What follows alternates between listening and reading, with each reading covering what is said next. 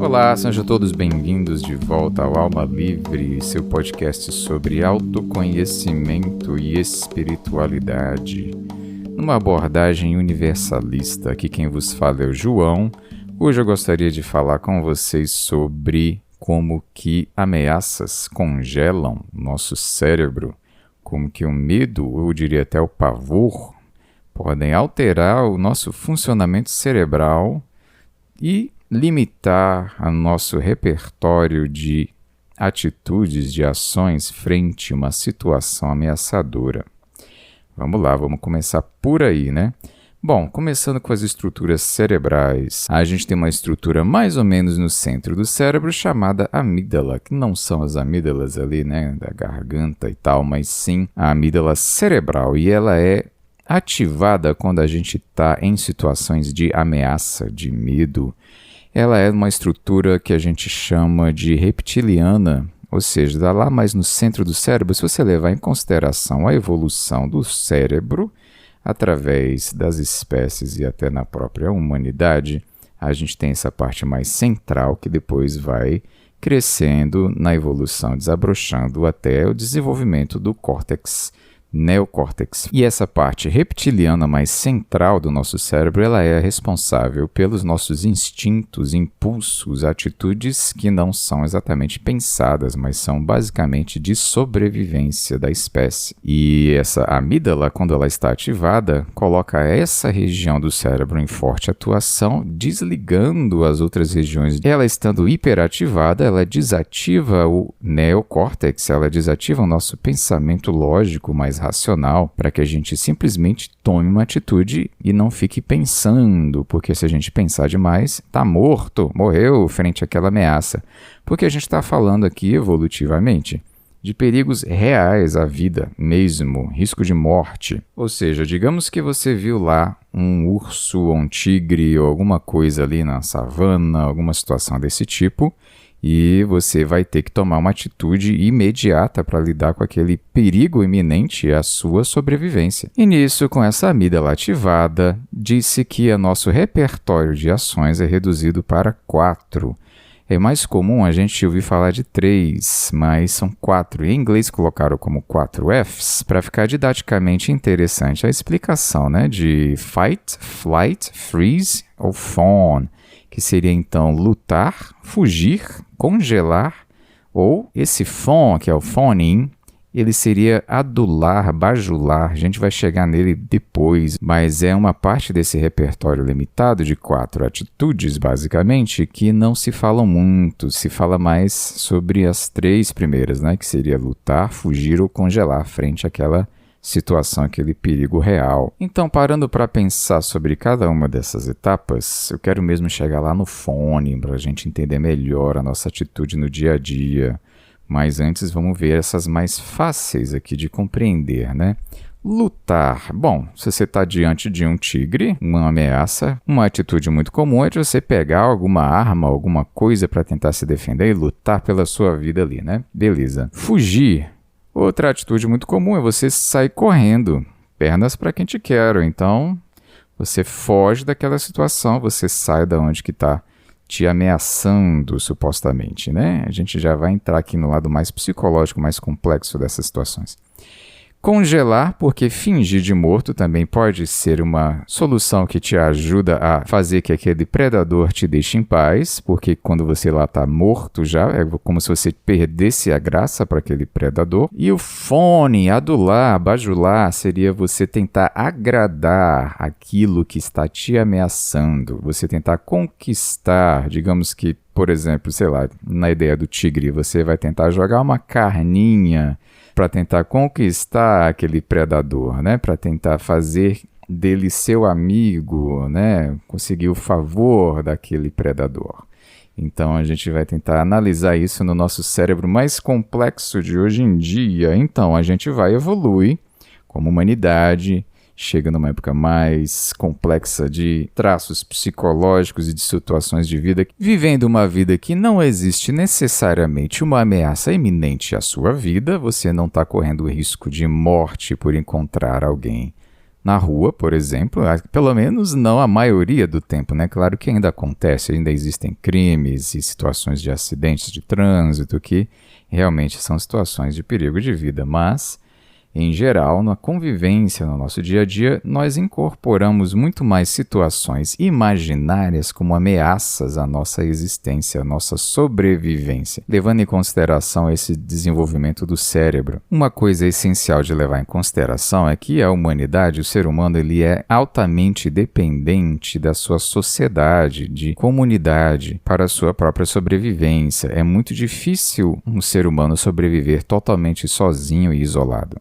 Então, situações de pertença ao grupo é visto como um lugar de segurança para a própria sobrevivência, e situações de você ser excluído daquele grupo, expulso, como inclusive acontecia no passado em cidades das épocas medievais, em que sentenças de condenação em tribunal era expulsar a pessoa da cidade, levar ela até os portões da cidade e dizer que ela está proibida de voltar para aquela cidade. Aquilo ali era praticamente uma condenação à morte para a pessoa tentar lidar ali com os perigos que existem fora dos muros daquela cidade, né? Então a gente tem uma configuração cerebral que é feita para uma busca de aceitação. Mas não só isso, também quando nós nascemos, o ser humano é o animal, é o mamífero mais dependente que existe, no sentido de que nós nascemos como bebês totalmente carentes de cuidado dos nossos pais, dos nossos cuidadores,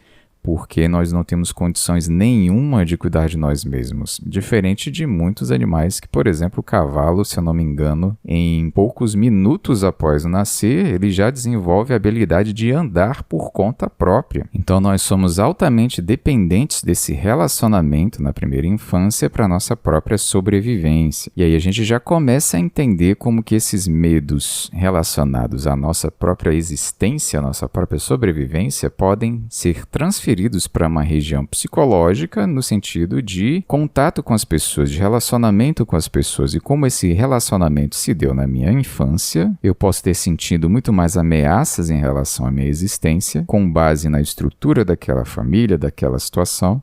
E aquilo pode ter me colocado num trauma. Eu posso ter desenvolvido estratégias de sobrevivência, entre aspas, para lidar com aquela situação, aquele cenário, aquela família, aquele ambiente, que são estratégias para tentar fazer com que eu não seja abandonado, esquecido, na minha interpretação sobre a minha própria existência, a minha própria sobrevivência no mundo, na vida, né? Então vamos analisar esses 4 aspectos desse lado mais psicológico relacionado à nossa vida mais moderna, que não é uma vida de sobrevivência frente a tigres e ursos, mas é uma vida de sobrevivência em comunidade, em sociedade ou numa família. Então, por exemplo, a primeira questão é a questão da luta. Eu estava assistindo um vídeo sobre traumas, inclusive, uma palestra do psicólogo, do especialista, o Dr. Bessel van der Kolk, que ele iria palestrar sobre traumas, e logo no início da palestra, uma educadora fez um relato de uma situação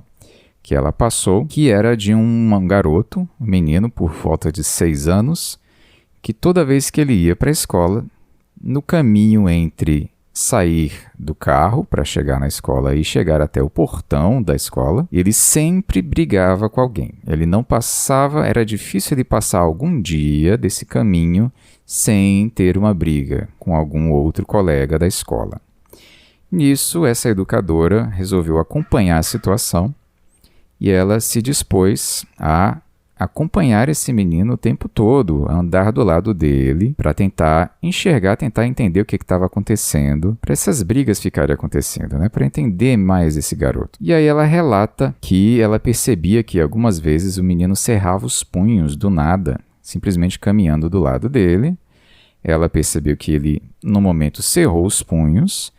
E aí ela resolveu perguntar, o que está acontecendo? O que vai acontecer aqui? E nisso o menino respondeu, aquele menino vai me bater. E ela viu que tinha realmente um menino caminhando na direção deles. E ela tentou acalmar esse garoto dizendo, não, eu sou maior do que qualquer outra criança aqui nesse local, eu não vou deixar ninguém bater em você. Você não precisa se preocupar com isso, né? E o menino continuou caminhando na direção deles, só que esse menino passou reto, não estava olhando para eles e se direcionou uma outra criança que que estava do lado deles, atrás deles, para conversar com essa outra criança e nada demais aconteceu. Mas nisso o menino já estava com os punhos cerrados para já entrar numa briga que ele já interpretava que iria acontecer ali frente àquela suposta ameaça.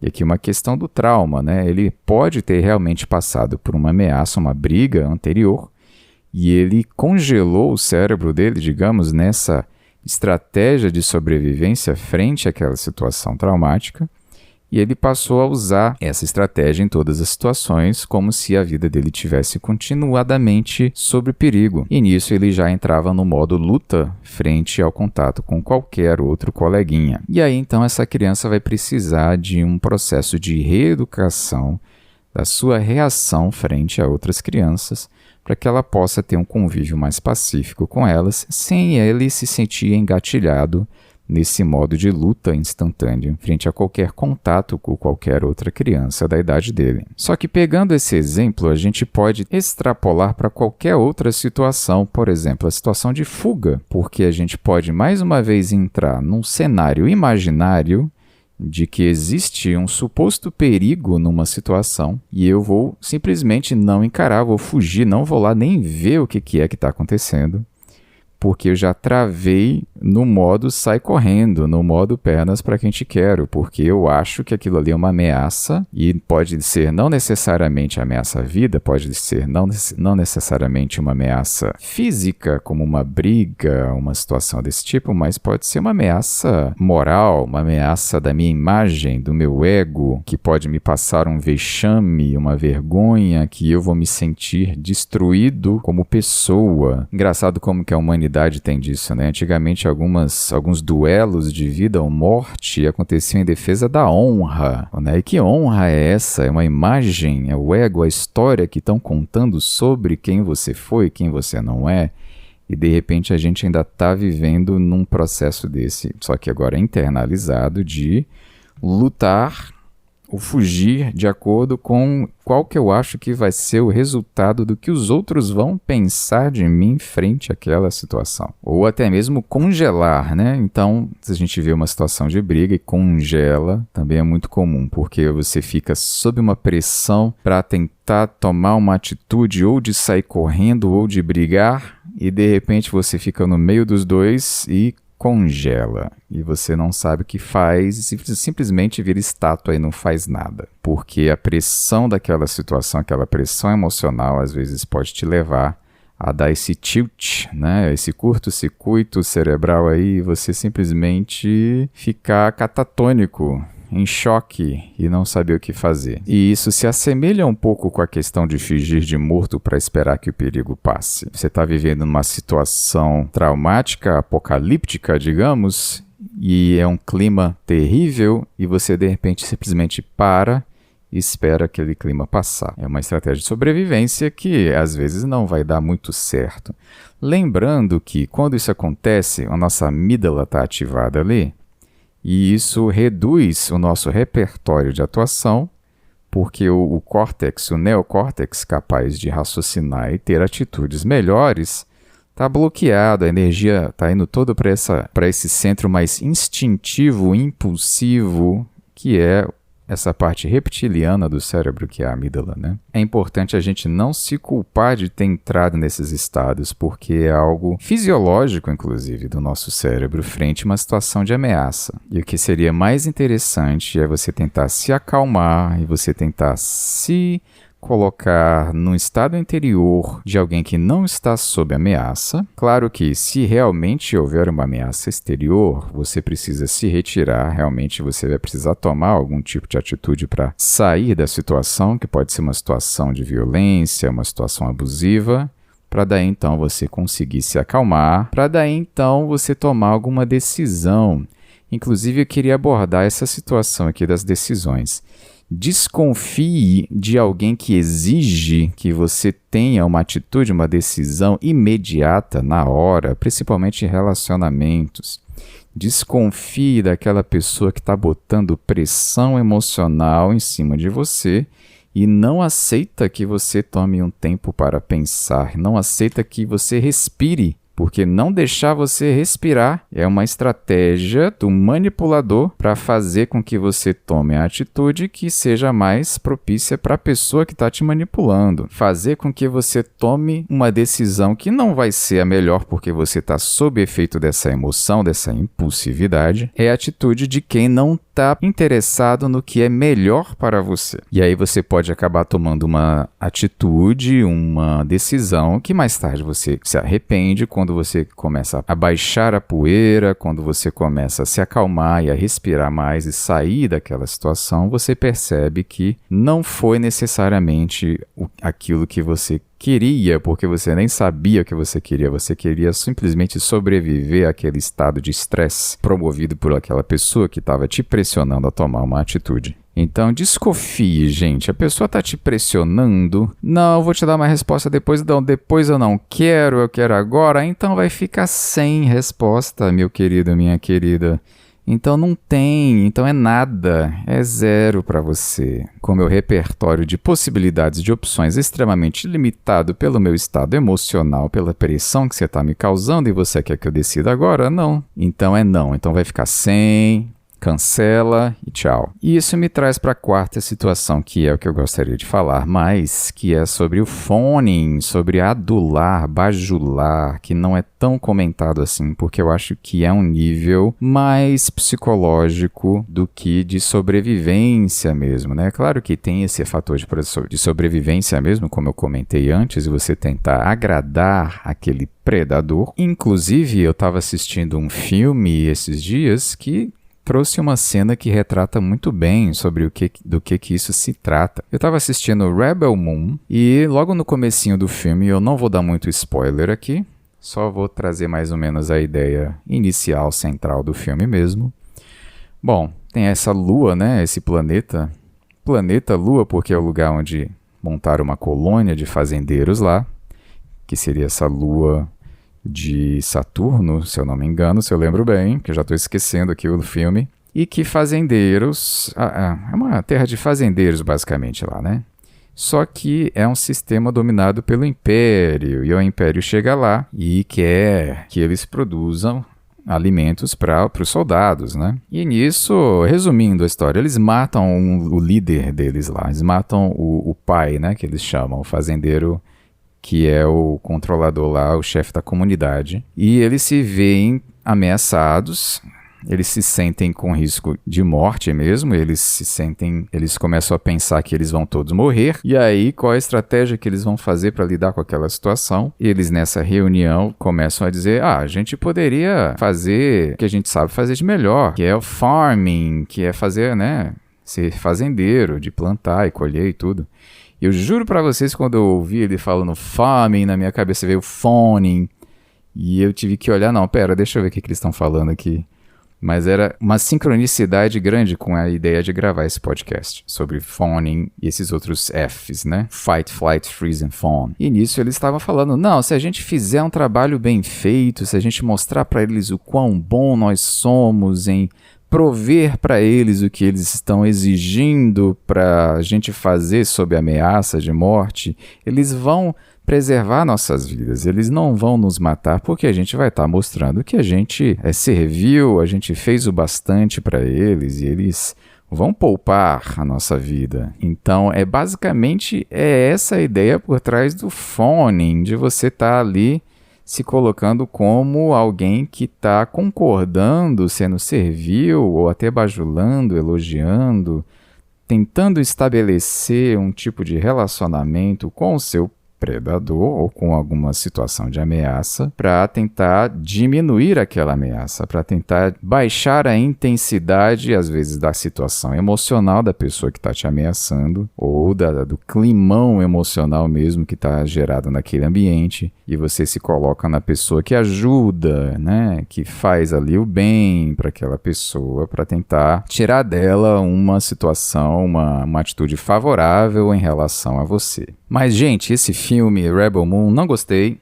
Me pareceu, não sei se vocês repararam, né, que eu falei de Império. É Star Wars sem a coisa paranormal, sem a questão de superpoderes. Então, assim, outra coisa também que eu queria falar. Eu vou gravar ainda um episódio desse podcast falando sobre essa glamourização da guerra. Como que isso é extremamente negativo, de colocar um inimigo muito claro, que você tem que muito claramente declarar guerra para eliminar aquele inimigo que é do mal, necessariamente, né? Depois eu vou gravar um episódio sobre isso, porque eu acho que é uma questão chave por trás de todas as guerras que a gente vive. E não só de guerras, como conflitos pessoais, até políticos, né? Mas, voltando à questão do phoning, outra sincronicidade, enquanto eu estava me preparando para gravar esse podcast, pensando sobre essas ideias, sobre o que eu vou falar aqui, eu esbarrei com o conteúdo da Flávia Melissa, que eu costumo acompanhar no Instagram, mas eu já assisti muitos vídeos dela no YouTube, é um conteúdo que eu gosto bastante, recomendo para vocês inclusive, e a Flávia postou esses dias, Flávia Melissa postou que algumas metas realistas para 2024 seriam as seguintes: não se sentir desconfortável para garantir o conforto dos outros, desistir do Oscar de melhor ator por esconder suas emoções para agradar a plateia, deixar de ser o tapete onde as pessoas pisam sem se preocupar se está doendo ou não, tirar a fantasia de hiena que está sempre comendo cocô e dando risada, largar a mão de ser o malabarista da própria felicidade, colocando-a em segundo plano, pensando no entretenimento dos outros. E aí eu achei essas ideias que ela postou aqui muito ligadas a essa questão do phoning, da adulação, da bajulação, de você desenvolver uma relação com as pessoas sempre nesse sentido de vou tentar agradar, vou tentar ser bonzinho, o mais legal possível para retirar o favor daquela pessoa em relação a mim, para aquela pessoa ser boa comigo também, basicamente isso. Só que a gente costuma fazer isso num modo instintivo, automático, quando a gente já desenvolveu esse tipo de atitude como mecanismo de sobrevivência. E aí a gente já faz, às vezes, sem pensar, sem perceber, já engatilhou naquele modo, naquela atitude automática, que é, de certa forma, um posicionamento emocional com o seu racional, seu discernimento um pouco desligado sobre o que está acontecendo ali, né? Ou não é exatamente desligado, mas não muito no controle. O controle está mais na emoção em si, de lidar com aquela situação, com aquela pessoa, com aquelas pessoas, com aquele cenário. E aí eu pesquisando um pouco mais sobre esse assunto, encontrei um vídeo da doutora Ramani, ou falando em bom português, Ramani, doutora Ramani, só que o conteúdo dela é em inglês, né? Então o canal do YouTube dela é Dr. Ramani mesmo.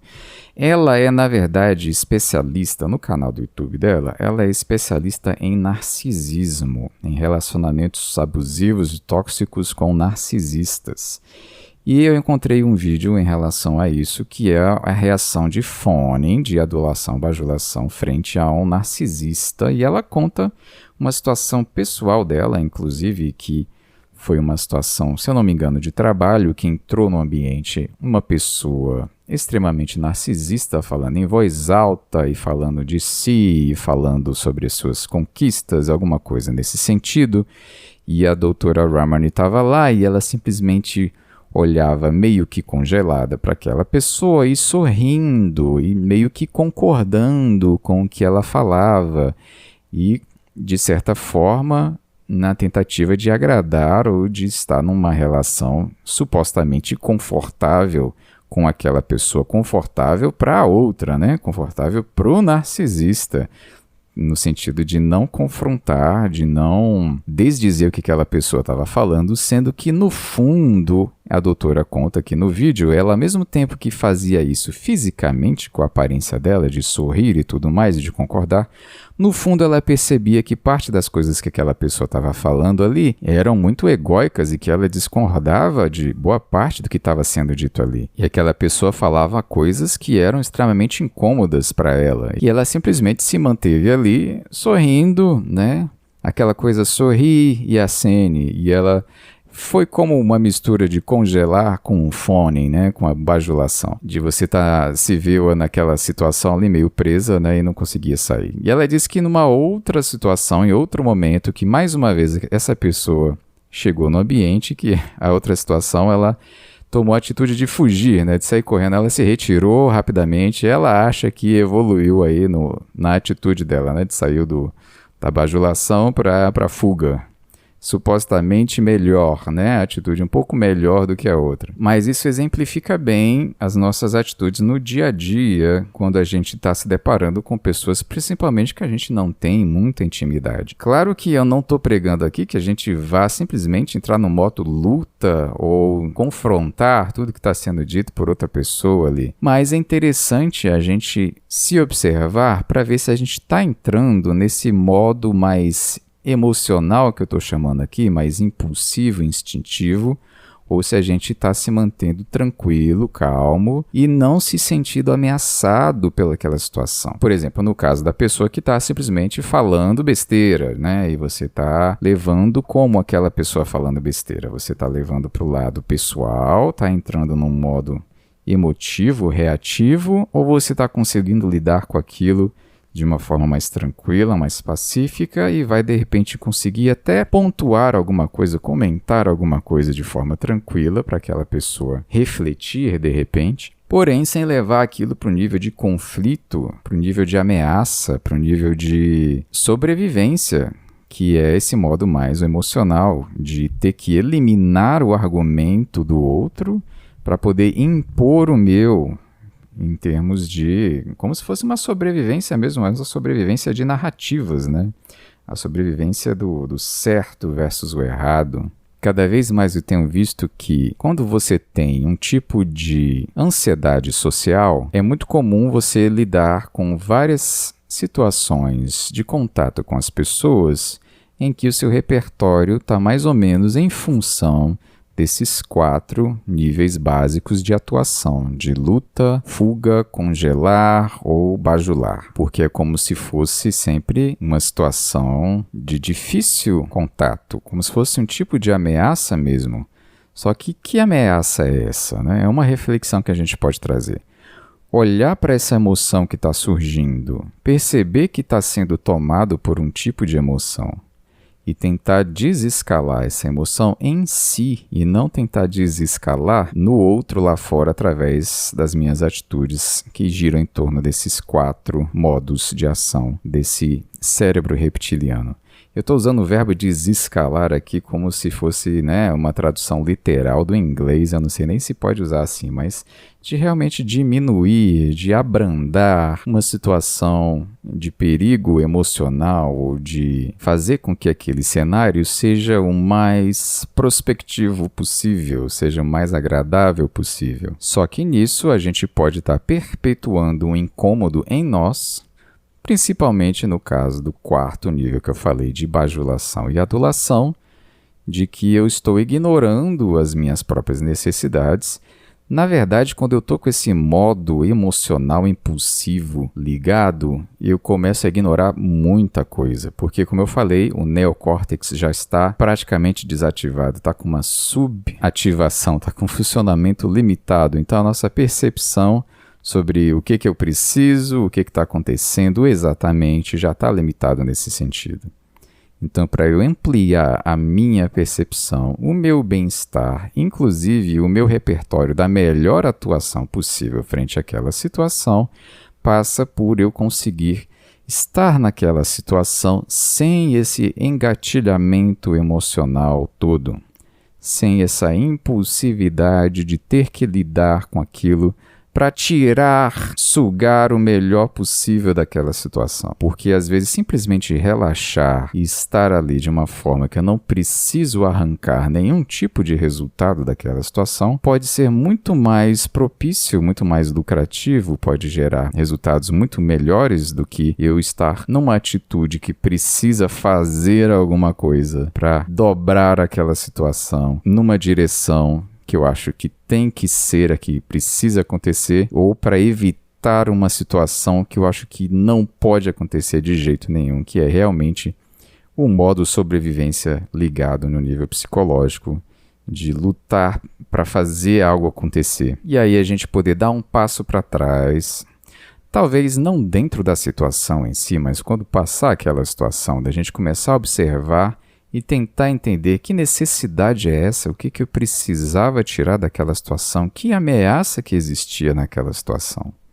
Por que eu estou me sentindo ameaçado naquela situação? Como que eu posso olhar, mudar a lente de enxergar o que está acontecendo ali para que eu possa lidar melhor, fluir melhor com cada situação, de forma que eu não gaste tanta energia, que eu não entre em tanta emoção, que eu não me sinta tão mexido a cada situação dessa. Então fica essa aí a minha proposta de cenário de resolução para 2024 também, que a gente possa cada vez mais observar como é que estão os nossos gatilhos emocionais, da onde que eles vêm, se eles são funcionais ou disfuncionais, se eu posso tomar uma postura diferente para lidar com a vida, para lidar com as pessoas, sem haver um desgaste tão grande em nível energético, emocional, psicológico, para fazer com que as coisas deem certo, entre aspas. Como é que eu posso fluir de uma forma mais tranquila,